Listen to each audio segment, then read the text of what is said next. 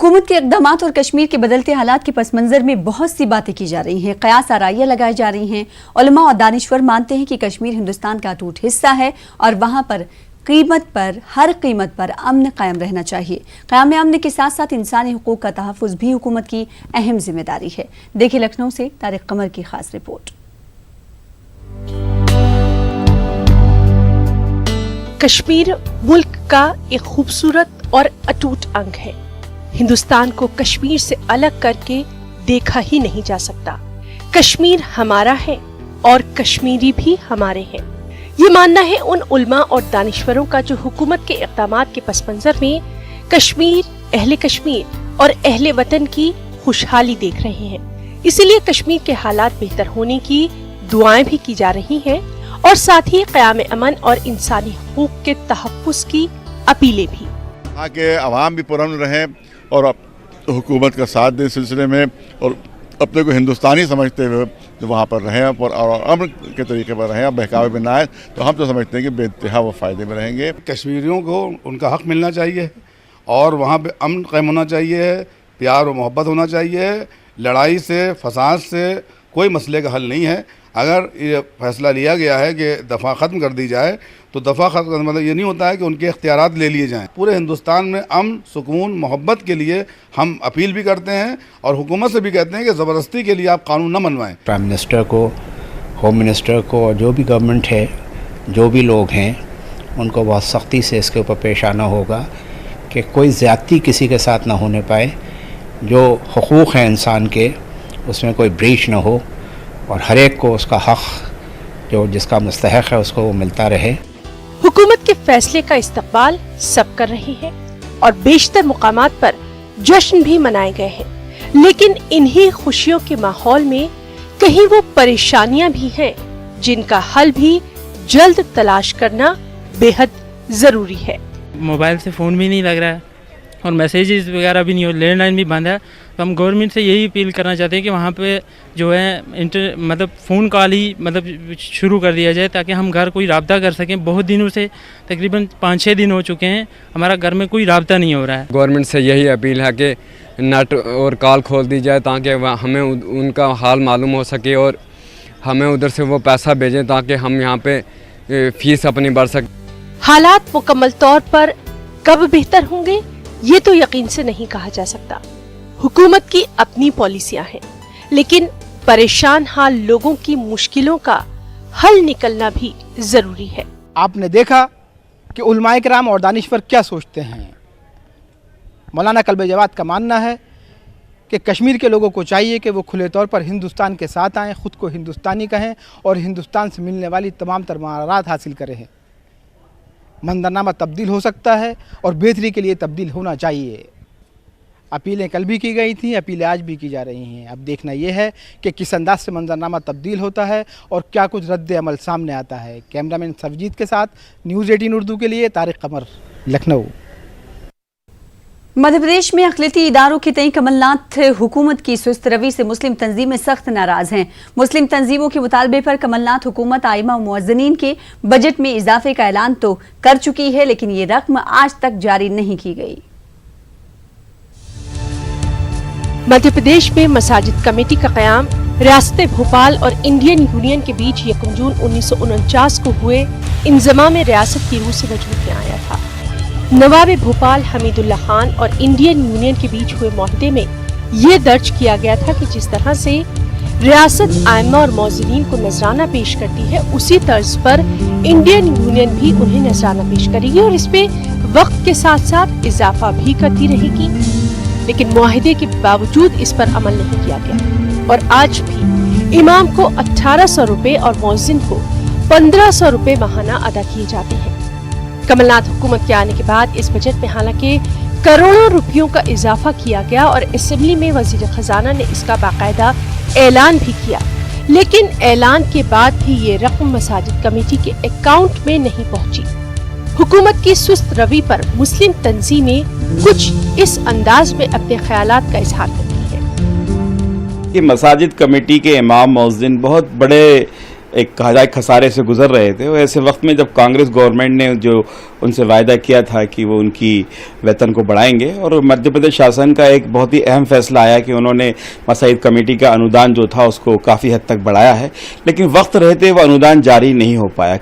یہ صرف الپ سنکھیک یا اقلیتوں کے ساتھ ہی سیمت ہو کے رہ گیا. باقی سارے اداروں میں جہاں جہاں کام ہونا ہے سب جگہ پیسہ پہنچ رہا ہے اور کام شروع ہو گئے. اقلیتوں کا یہ جو سرکار آئی ہے اس کے اندر ایسا لگتا ہے کہ صرف ووٹ لینے کا کام تھا, اقلیتوں کے لیے کچھ کرنے کی یا اقلیتوں کے لیے کچھ کر کے دکھانے کی ابھی تک ایسی دکھائی نہیں دیا کہ کچھ کرنا چاہتی ہے حکومت. ائمہ اور مؤذنین کی تنخواہوں میں اضافے کو لے کر جب نیوز 18 اردو نے مساجد کمیٹی کے ذمہ داران سے بات کی تو انہوں نے بھی اس بات کو تسلیم کیا کہ ابھی تک ان کے اکاؤنٹ میں بڑھے ہوئے بجٹ کی کوئی رقم نہیں آئی ہے. کیا کہتے ہیں مساجد کمیٹی کے سیکرٹری, آپ بھی سنیے. ابھی ہمارے پاس بجٹ آیا نہیں ہے. جیسا ہی ایکسپیکٹ کر رہے ہیں کہ سپٹمبر کے فرسٹ ویک میں بجٹ آ جائے گا. اگر بجٹ انہوں نے اپریل سے بڑھایا ہے اور اپریل سے بڑھی ہوئی گرانٹ دیتے ہیں تو یہ خوشخبری ہے کہ ان کی تنخواہیں تو بڑھیں گی, ساتھ میں ان کے جو باقی ایریئرز ہیں بقایا ایریئرز وہ بھی پے کرے جائیں گے. مساجد کمیٹی کے تحت 570 مساجد درج ہے جن کے ائمہ اور مؤذنین کو مساجد کے ذریعے نذرانہ پیش کیا جاتا ہے. نیوز 18 اردو کے لیے بھوپال سے مہتاب عالم کی رپورٹ. سرو شکشا ابھیان کے تحت سرکاری پرائمری اسکولوں میں مختلف مضامین کی کتابیں مفت فراہم کرائی جاتی ہیں, تاہم یو پی میں اقلیتی سرکاری اسکولوں میں اردو کی کتابیں مہیا نہیں کرائی جا رہی ہیں. جن اقلیتی اداروں میں اردو ایک مضمون کے طور پر پڑھائی جاتی ہے وہاں بھی گزشتہ کئی برسوں سے اردو کی درسی کتابیں نہیں مہیا کرائی گئی ہیں. یو پی میں سرکاری اقلیتی اداروں کو پرائمری سطح کی اردو کی درسی کتابیں مہیا نہیں کرائی جا رہی ہیں. سرو شکشا ابھیان کے تحت دیگر مضامین کے ساتھ ساتھ اردو کی کتابیں بھی مہیا کرانا ضروری ہے, لیکن تعلیمی سیشن شروع ہونے کے باوجود اس سال بھی ابھی تک کتابیں نہیں فراہم کرائی گئی ہیں. میں اتر پردیش گورنمنٹ کی طرف سے اردو کے لیے نصاب تیار کرنے اور ان کی کتابوں کو نئی تشکیل دینے کا ایک ممبر ہوں, اور ایک ممبر کے ناطے میں نے کئی کتابوں کا اردو ترجمہ بھی کیا ہے اور کئی کتابیں نئی بھی لکھی ہیں جن میں اردو زبان, میتھمیٹکس, سائنس, سوشل سائنس وغیرہ کی کتابیں شامل ہیں. یہ راج شکشا سنستھان اور لکھنؤ میں نشاد گنج میں لکھی گئیں. لکھنے کے بعد آج تک ان کتابوں کو دیکھنے کا موقع اور مارکیٹ میں ملنا تقریباً کمیاب ہے. بعض اقلیتی اداروں کی شکایت ہے کہ حکومت نے اردو کے بجائے ایسے مضامین کی کتابیں بھیج دی جن کی ضرورت ادارے کو نہیں ہے. جس طرح دیگر زبانوں کی کتابیں گورنمنٹ دستیاب کرتی ہے, اسکول میں فری بھیجتی ہے, اسی طرح اردو کی کتابیں بھی جب ہندی, انگریزی, سوشل سائنس کی بھیجی جائیں تو اس کے ساتھ اردو کو بھی بھیجی جائیں. ان کی جگہ پر یہ کر دیا جاتا ہے کہ اردو کی تو نہیں ہے, سنسکرت کی آپ کو ضرور لے جانی ہے, جو محض ایک بوجھ ہوتی ہے ان اسکولوں کے لیے جہاں سنسکرت یا تو نہیں پڑھائی جاتی یا بہت کم طلبہ پڑھتے ہیں. یو پی میں اردو کو دوسری سرکاری زبان کا درجہ حاصل ہے. ضابطے کے مطابق لازمی مضامین کے علاوہ اردو کی کتابیں بھی سرکاری اسکولوں کو مہیا کرائی جانی چاہیے, لیکن گزشتہ کئی برسوں سے ریاست کے بیشتر اقلیتی ادارے اردو کی سرکاری کتابوں سے ہی محروم ہیں. نیوز 18 اردو کے لیے الہ آباد سے مشتاق عامر کی رپورٹ. سول سروسز امتحانات کے لیے بھوپال میں قائم کی گئی مولانا آزاد سینٹرل لائبریری انتظامیہ سے طلبہ پریشان ہیں. اقلیتی طلبہ امتحانات کی تیاری کے لیے جہاں لائبریری کے اوقات میں اضافے کا مطالبہ کر رہے ہیں تو وہیں لائبریری انتظامیہ اسٹاف کی کمی کا بہانہ بنا رہا ہے. آپ دیکھیں رپورٹ اور مجھے دیں اجازت. آداب.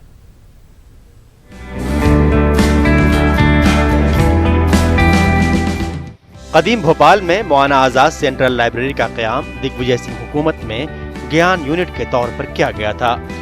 گیان یونٹ کا مقصد سینٹرل لائبریری میں طلبہ کو تمام سہولیات مہیا کرانا تھا جس سے وہ مقابلہ جاتی امتحانات کی تیاریاں بہتر ڈھنگ سے کر سکیں. لائبریری تو قائم ہے اور لائبریری میں بلا لحاظ مذہب و ملت طلبہ بڑی تعداد میں اسٹڈی کے لیے بھی آتے ہیں, لیکن لائبریری کے اوقات میں اضافے کے طلبہ کے مطالبے کو انتظامیہ قبول نہیں کر رہا ہے. صبح 7 بجے سے کوئی سی بھی ہمیں جگہ مل جائے جس میں ہم پڑھ کے پڑھائی کر سکیں.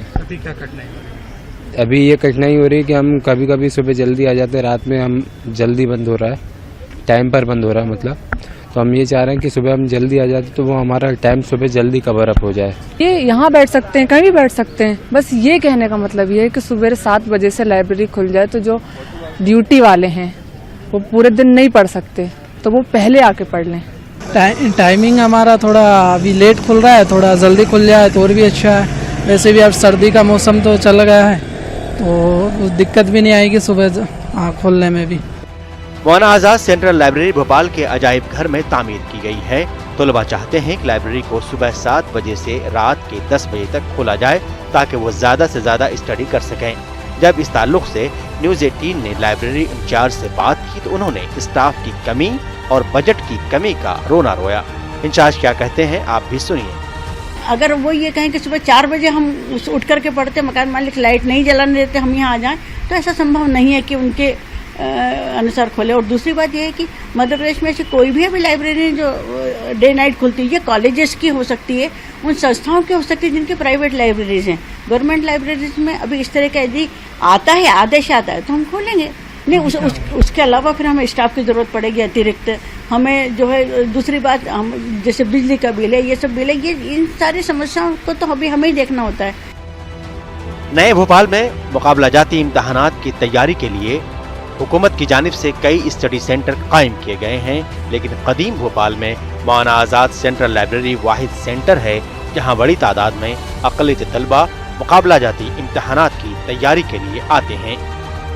न्यूज़ 18 उर्दू के लिए भोपाल से महताब आलम की रिपोर्ट। इस न्यूज हेडलाइंस के स्पॉन्सर पेट सफा